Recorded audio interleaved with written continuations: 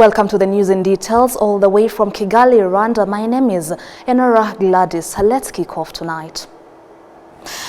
On Sunday in Doha, Qatar, President Paul Kagame met with His Highness Sheikh Tamim bin Hamad Al Thani, Amir of the State of Qatar, during his one-day working visit to Qatar.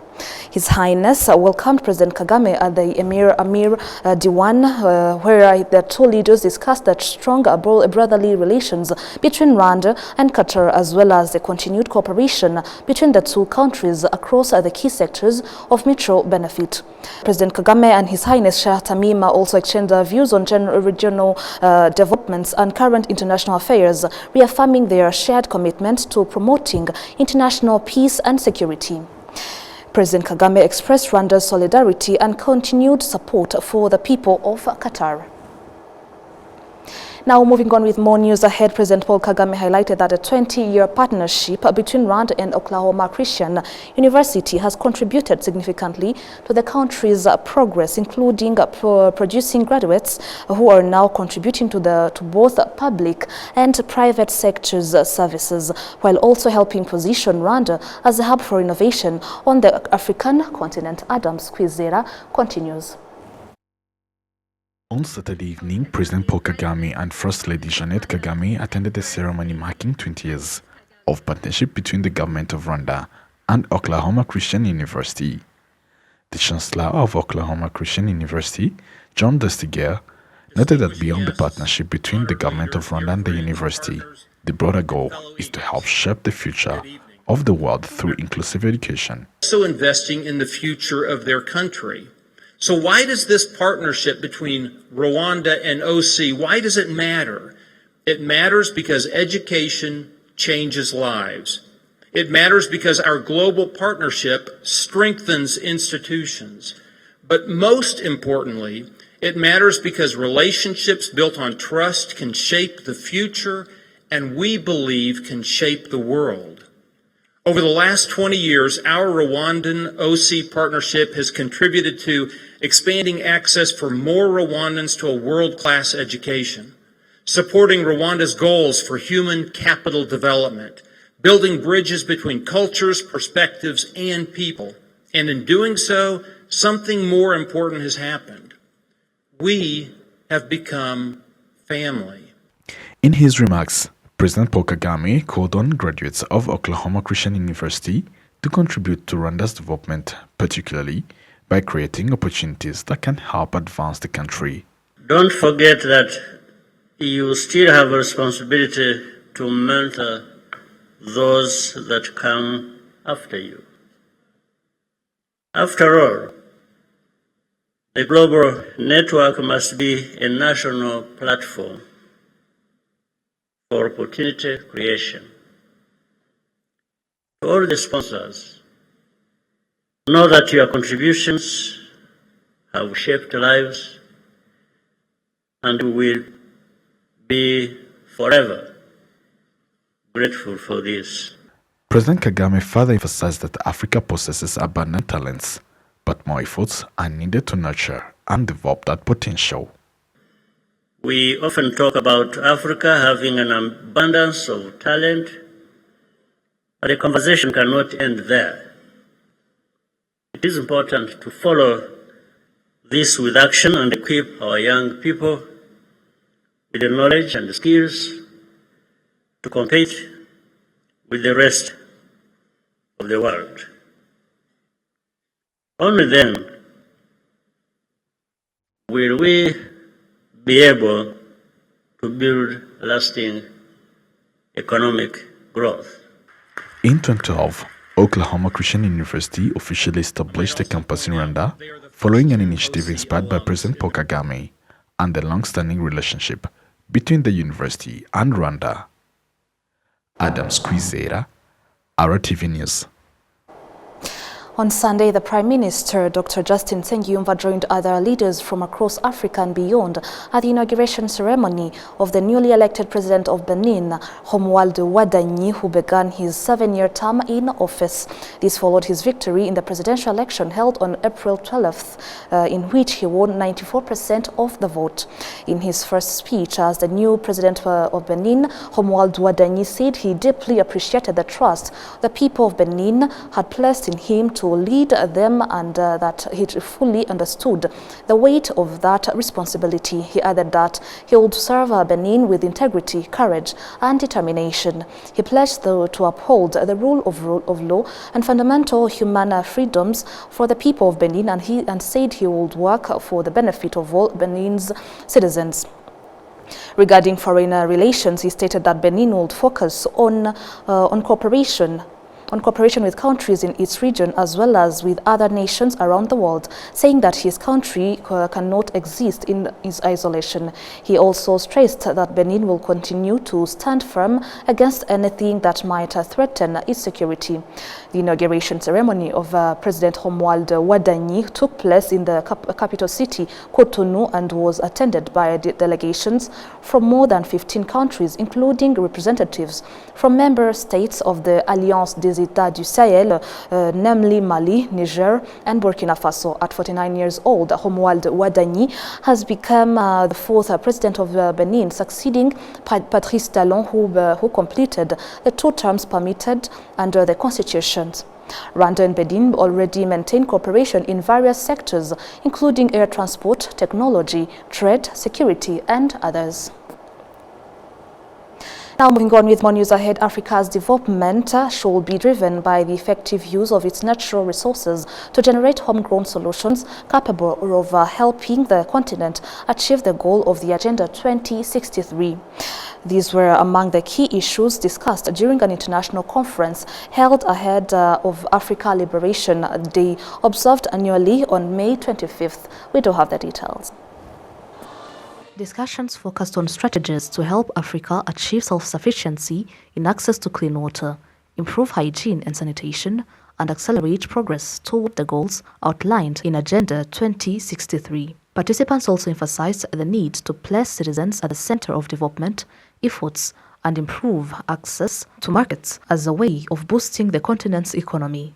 Speakers noted that despite Africa's vast natural wealth and untapped potential, the continent continues to lag behind in development compared to other regions of the world. The chairperson of the Pan-African Movement, Rwanda chapter, Honorable Prote Musoni, noted that Africa still has a long way to go in achieving genuine independence. As we celebrate what has been accomplished, our focus should not remain firmly fixed on what has been achieved, but rather on the magnitude of the work that still has to be done.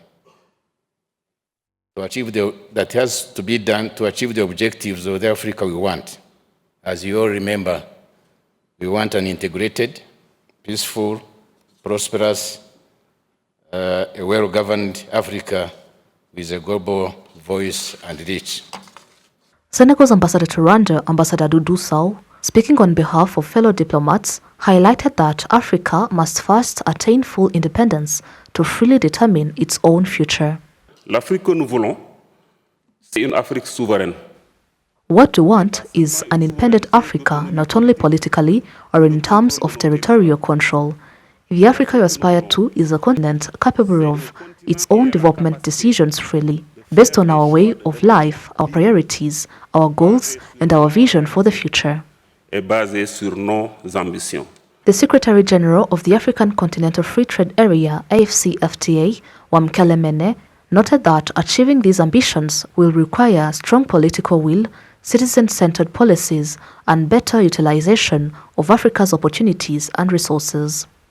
If we don't advance on economic integration, our Pan-Africanism will remain nothing but a slogan. We must confront these challenges that constrain the full independence of our continent, and they are economically related. Visa on arrival, movement of persons, industrial development and competitiveness, preparedness and readiness for Africa's digital economy, financing our own trade, financing our own development. All of these things are priorities that will enable us, when we achieve these objectives, that will enable us as a continent to say that indeed we have taken a step forward to a greater economic integration in our continent. The Speaker of the Chamber of Deputies, Honorable Gertour de Kazarwa, noted that Africa's true liberation should be reflected in the welfare and socio-economic development of its people. African Liberation Day is more than a remembrance of Africa's past struggles. It is a celebration of courage, sacrifice, and the vision of African heroes who fought for freedom, dignity, and self-determination.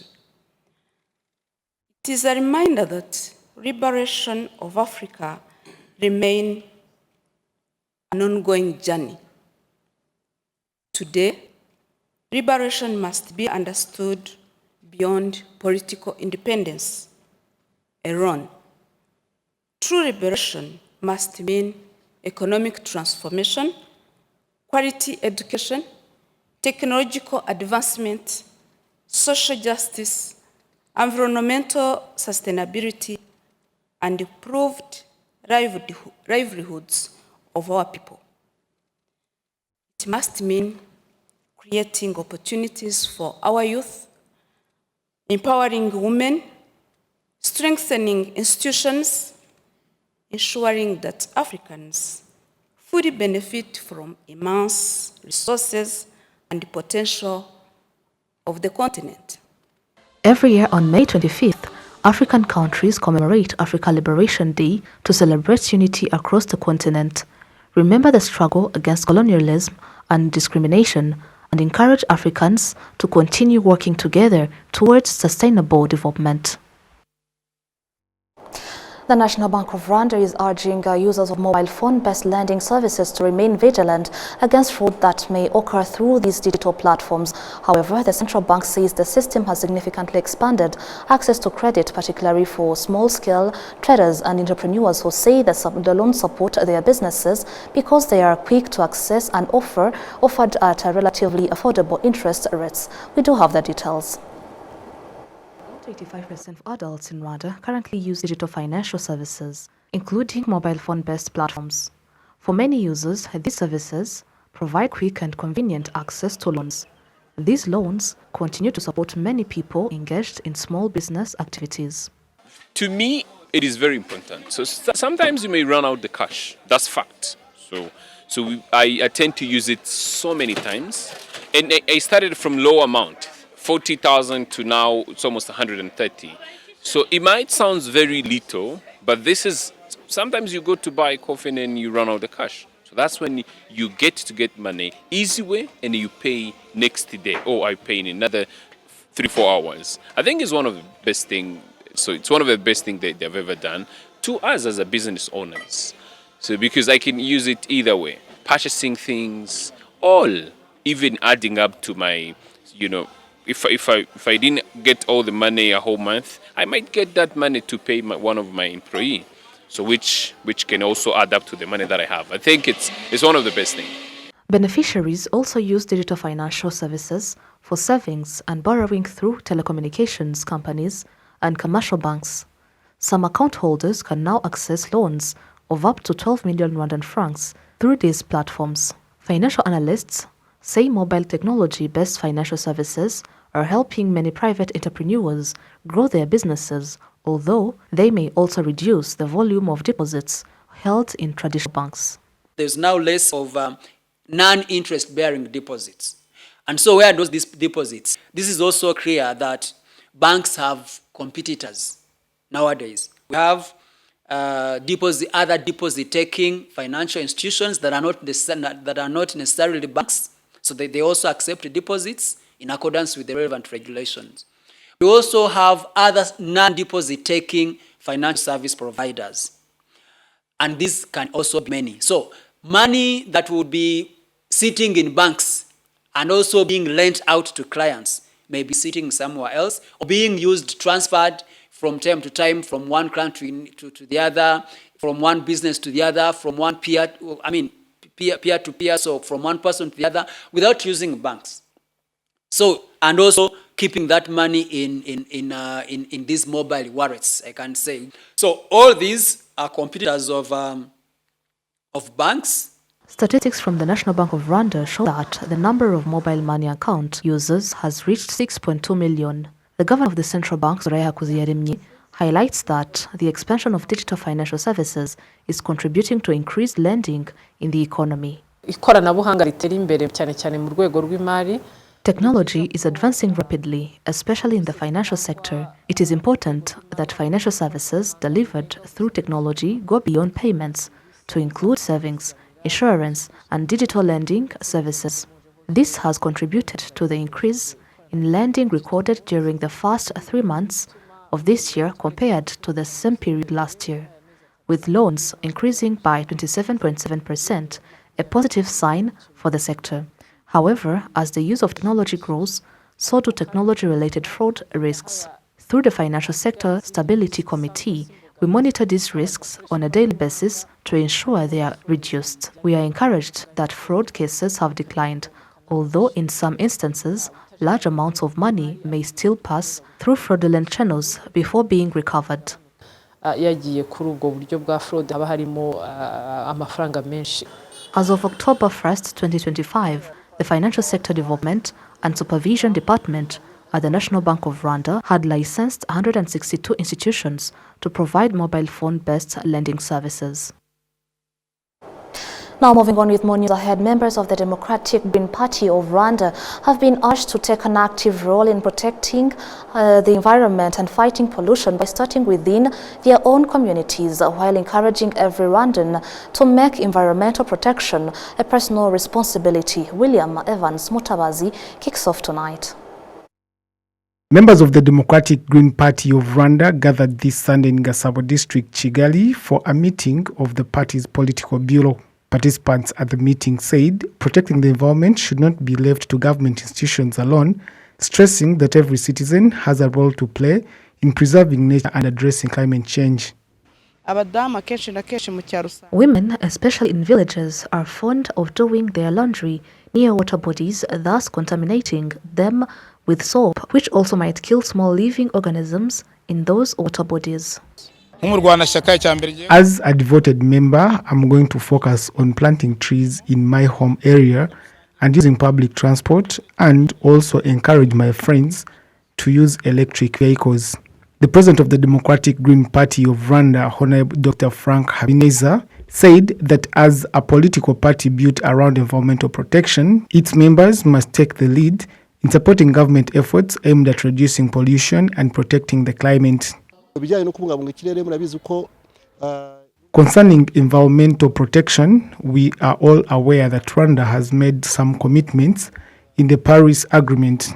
But as a party, we want to encourage our members to firstly take action in their home areas by planting more trees, practicing proper waste management, and also protecting water resources, especially in the villages. The meeting also approved new internal measures requiring every party member to possess a digital membership card. Party leaders further adopted amendments to internal regulations and approved the appointment of new commissioners, replacing some former officials who were dismissed over misconduct, while others were reassigned to different responsibilities.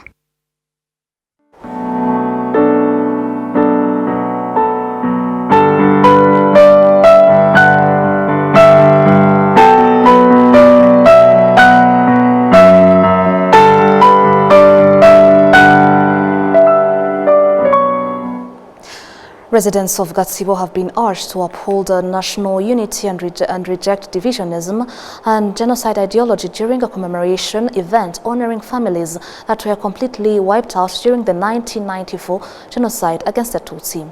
Authorities say 78 families were entirely exterminated in the district. William Evans Mutawazi reports. The hills of Rwimitereri, Gwankuba and Umwiga in Murambi sector were once home to many Tutsi families, but survivors say Only a few managed to escape the killings during the 1994 genocide against the Tutsi because of the extreme violence that took place in the area. Ibuka in Gatbo district says 78 families made up of 366 people have so far been identified as having been completely exterminated in the district. Among them, 34 families lived in Murambi. All these were killed within just 1 week. These, we remember, were good people with good intentions, and they loved us just like we did. They loved their country and their cows. They were not meant to die like they did. Survivors say the killings in the area were intensified by Jean-Baptiste Gatete of the then Murambi commune, who was born in Gwankuba and is remembered as one of the planners of the genocide against the Tutsi. There were many individuals that were trained by that individual Gatete, both women and men, including some of the groups that carried out censuses, thus intensifying violence and killings and wiping out many families. During the commemoration event, participants condemned former leaders who planned and executed the genocide against the Tutsi. The mayor of Gatsibo district, Richard Gasana, called on residents to reject divisionism and anything that could undermine the progress Rwanda has achieved. He particularly urged current leaders to learn from the country's history and serve all Rwandans without discrimination. From that, my fellow leaders present today pick important lessons from this, that our leadership today, led by President Paul Kagame, who was also the leader of the liberation struggle, to ensure that all Rwandans live happily and with equal opportunity and rights, building on unity and resilience. Kiziguro Genocide Memorial is the final resting place for more than 20,000 victims of the genocide against the Tutsi, laid to rest there. Most of them were residents of former Murambi commune, including those killed at Kiziguro Catholic Parish and surrounding areas.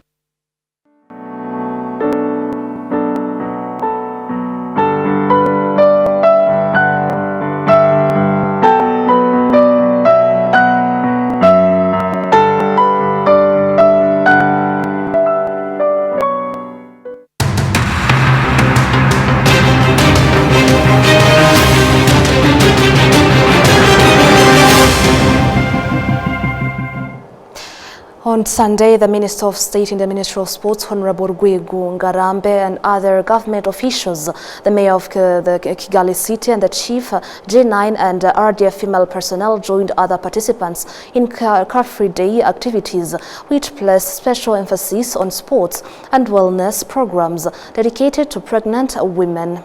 The initiative aimed to promote maternal health, physical fitness, and awareness of the importance of safe physical activities during pregnancy. During the event, leaders emphasized the importance of providing continuous care, support, and attention to pregnant mothers, regarded as abatwitiye Rwanda for their vital role in the nation's future development.